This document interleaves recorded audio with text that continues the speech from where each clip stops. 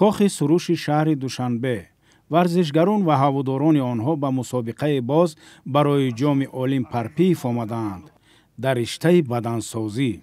کوشش کردیم که در مدت کوتاه یک مسابقه بی‌نهایت خوب برگزار کنیم با یاری سرپرستانی که در اینجا هستند. این رشته ورزش در تاجیکستان نسبتاً جوان است، اما در جهان معروف و سربیننده به حساب می رود.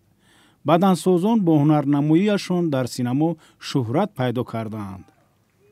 انسان وقتی که بالای جسمش فشار میبیاره میتونه زندگی بهتر کنه، چون ما بیشتر بالای ذهن خود فشار میبیاریم. وقتی که بالای جسم فشارها را ما فشار میبریم، فشار بالای ذهن کمتر میشه و انسان میتونه که زودتر رشد کنه. و دیگر چیزی که به جوانان و آینده ملت بدنسازی میده، این همین میسازه که خودسازی را از بدنسازی شروع کنند.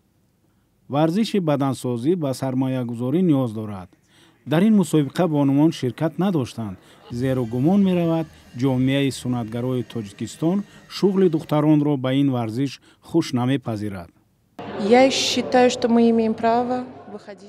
من معتقدم که ما به سطح جهانی برسیم و چنین مسابقه ها را برگزار نماییم و بانوان را به این رشته جلب کنیم.